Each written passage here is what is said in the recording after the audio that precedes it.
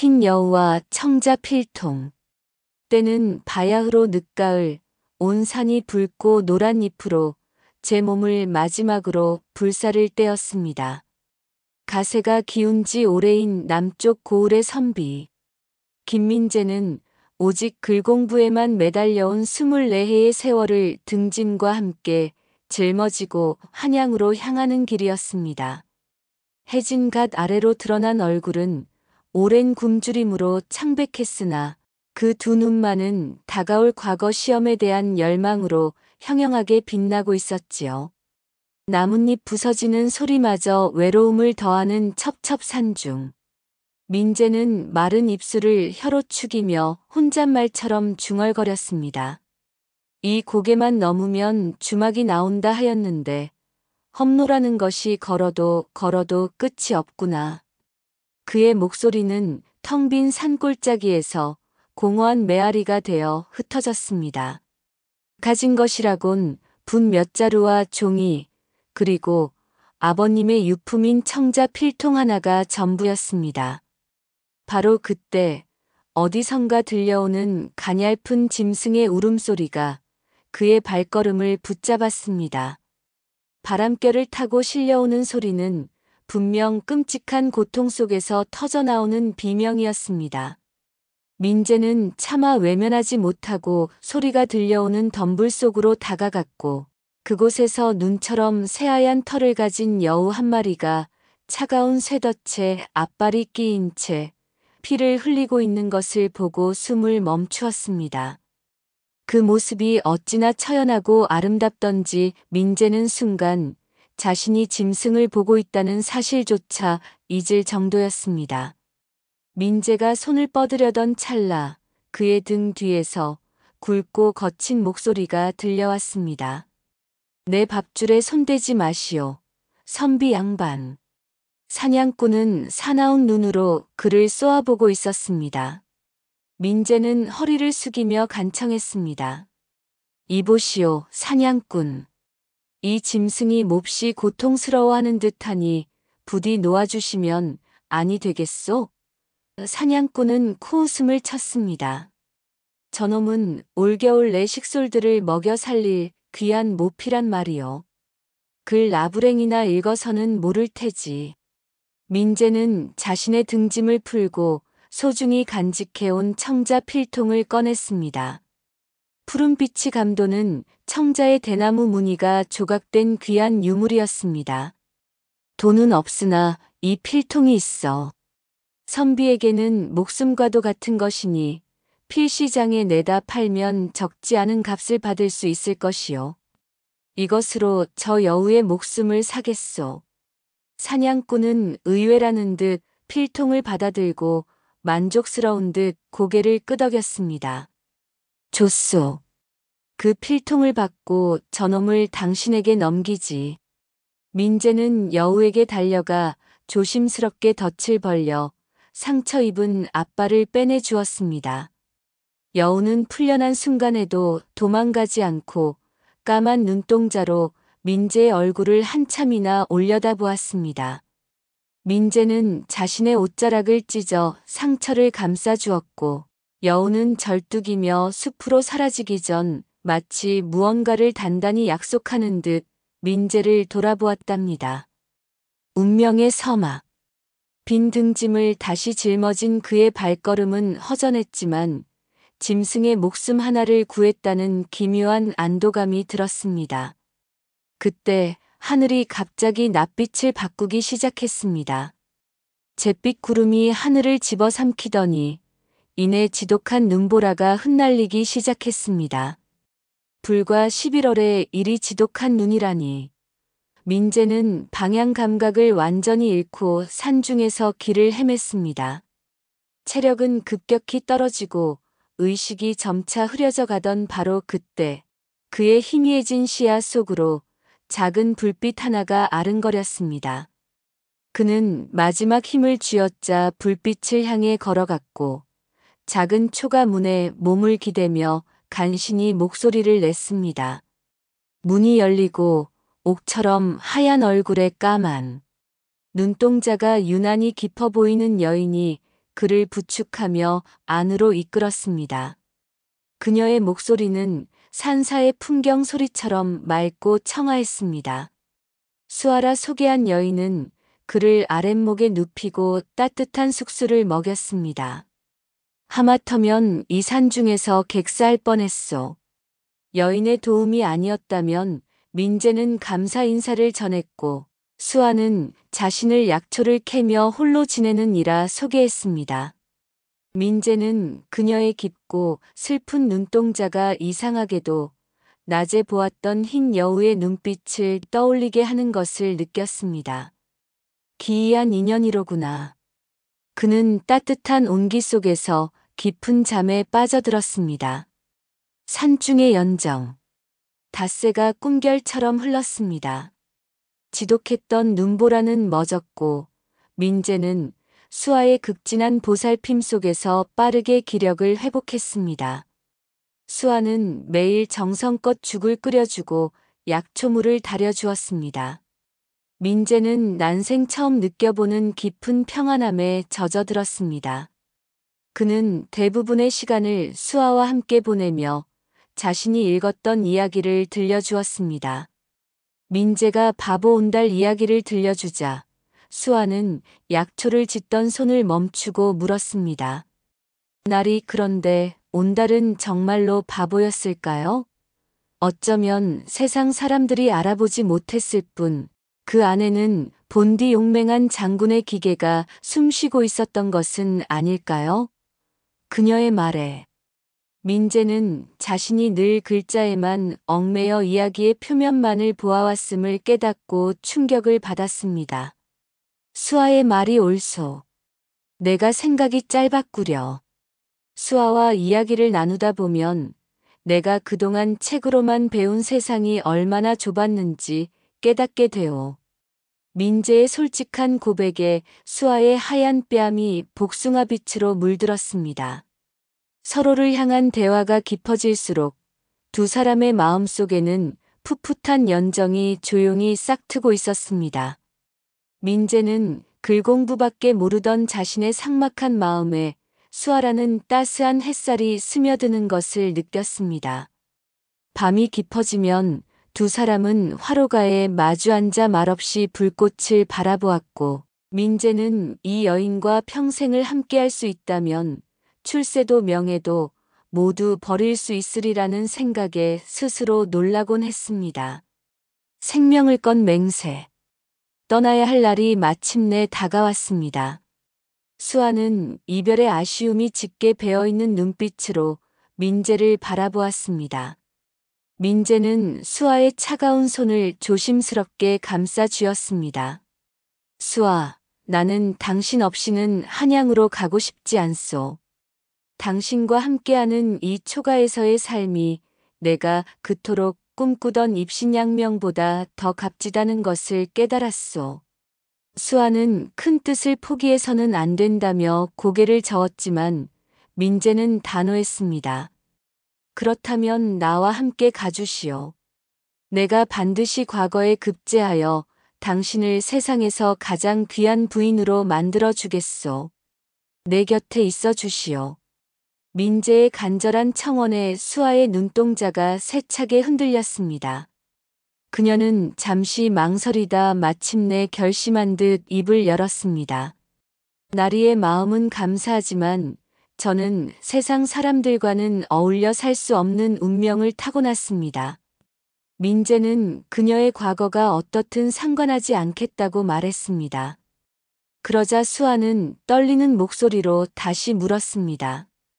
정녕 제가 누구인지, 어떤 삶을 살아왔는지 아무것도 묻지 않으실 수 있겠습니까? 그리고 앞으로도 제게 어떠한 비밀이 있더라도 결코 그것을 파헤치려 하지 않겠다고 약조하실 수 있겠습니까? 민재는 한치의 망설임도 없이 약조하겠소. 내 목숨을 걸고 약조하겠소. 나는 평생 당신의 그림자조차 의심하지 않을 것이요. 라고 굳게 맹세했습니다. 민재의 굳은 맹세에 수아는 눈물을 흘리며 그의 손을 마주 잡았습니다. 그것은 세상의 모든 이치를 거스르는 위태롭고도 아름다운 약속의 시작이었습니다. 벼슬길의 그림자. 두 사람은 한양의 해가 들지 않는 좁은 골목길에 작은 초가를 얻어 신접살림을 시작했습니다. 방 한 칸, 부엌 한 칸이 전부인 비좁은 공간이었지만 수아의 손길이 닿자 그곳은 가장 아늑한 보금자리가 되었습니다.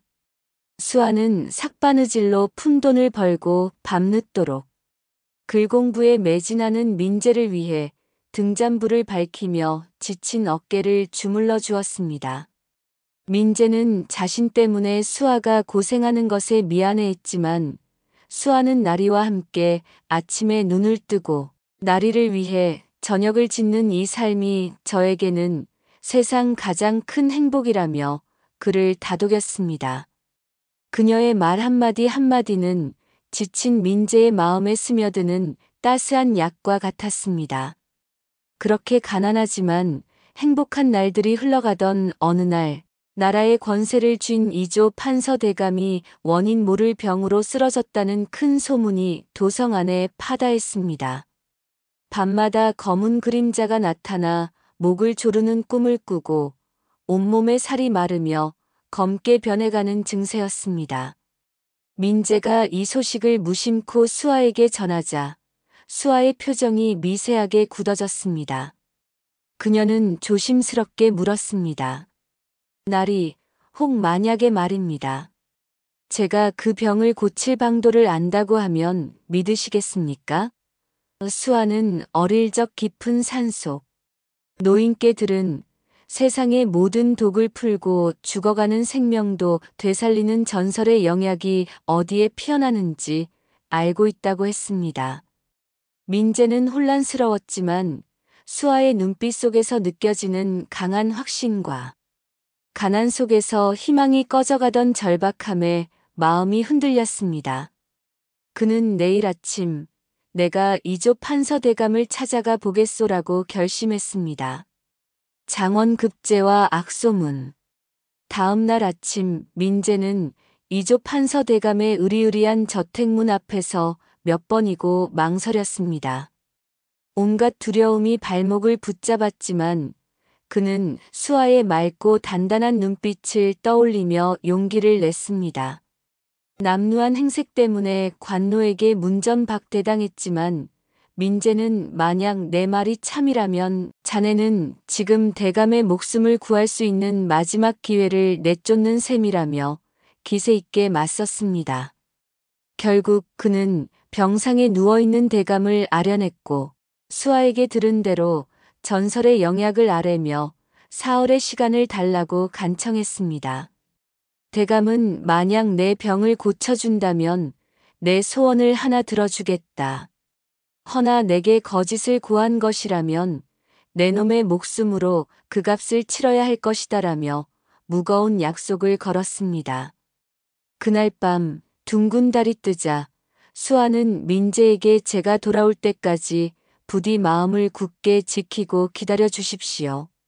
제가 어디로 가는지 무엇을 하는지 절대로 궁금해하거나 뒤를 쫓아서는 아니 됩니다라는 마지막 당부를 남기고 어둠 속으로 홀연히 사라졌습니다. 사흘이 지나는 동안 피가 마르는 듯한 시간을 보낸 민재에게 약속한 날. 새벽녘 수아가 종이장처럼 창백한 얼굴로 돌아왔습니다. 그녀의 손에는 달빛을 머금은 기묘한 풀 한 포기가 들려 있었습니다. 민재가 그 약초를 다려 올리자 대감은 놀랍게도 며칠 뒤 자리에서 벌떡 일어났습니다. 목숨을 건진 이조 판서는 약속대로 민재에게 큰 기와집과 재물을 하사했고 그해 가을 과거 시험에서 장원급제를 차지한 민재는 예조 참이라는 중임을 받았습니다. 좁고 허름했던 월세방은 예시야기가 되었고 민재는 수아를 세상에서 가장 귀한 부인으로 만들어주겠다는 약속을 지켰습니다. 하지만 민재의 명성이 높아질수록 그를 시기하는 이들의 눈초리도 늘어갔습니다. 특히 반대 세력들은 그의 갑작스러운 출세를 못마땅하게 여기며 수아에게 의심의 화살을 돌렸습니다. 미천한 출신의 부인이 어찌 그런 신묘한 약초를 구했단 말인가. 필시 요사스러운 술법을 부리는 것일 테지. 흉흉한 소문들은 살을 붙여 민재의 부인이 사람의 간을 빼먹는 구미호라는 끔찍한 악소문까지 나돌기 시작했습니다. 처음에는 아내를 믿으며 코웃음 쳤던 민재였지만 매일같이 쏟아지는 동료들의 의심과 은근한 떠보기는 그의 마음을 조금씩 갉아먹었습니다. 맞아, 수아는 단 한 번도 자신의 과거에 대해 이야기한 적이 없었지. 어쩌면 정말 사람들의 말처럼 무언가 숨기는 것이 있는 것은 아닐까. 명예와 지위를 잃을지도 모른다는 두려움이 그의 사랑보다 커지기 시작했고, 절대 묻지 않겠다던 첫 만남의 맹세는 희미해졌습니다. 그의 불안은 밤마다 그를 괴롭혔습니다.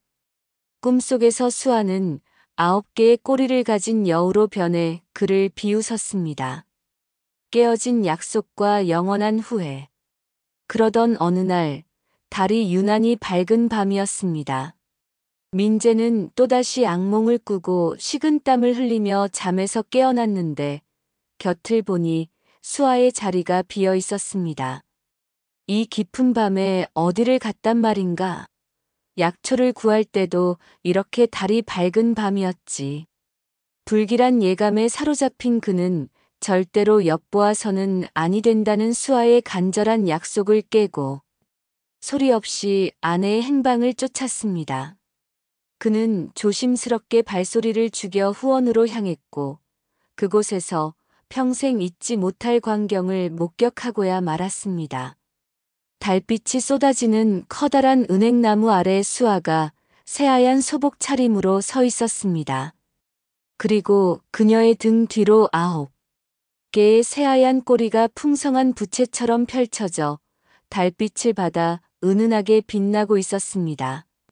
민재는 온몸의 피가 차갑게 식는 듯한 충격과 함께 자신도 모르게 비명 같은 신음을 터뜨렸습니다. 아! 그 작은 소리에 수아의 몸이 돌처럼 굳어졌습니다.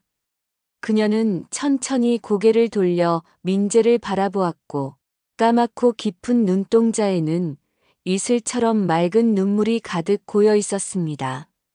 마침내 침묵을 깬 수아는 깊은 체념과 서글픔으로 메마른 목소리로 말했습니다.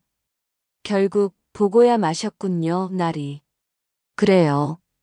나리의 눈앞에 서 있는 이것이 바로 저의 본 모습입니다. 저는 인간이 아닌 천년의 세월을 살아온 묵은 여우일 뿐입니다.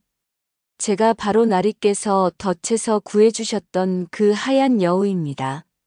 수아는 자신이 인간 세상 금기를 어기고 인간의 모습으로 민재의 곁을 지켰으며 민재의 출세를 돕고 싶어 일족의 비밀인 천년 영약을 훔쳐 대감에게 드렸고 그로 인해 일족에게서 영원히 버림받는 외톨이가 되었음을 고백했습니다.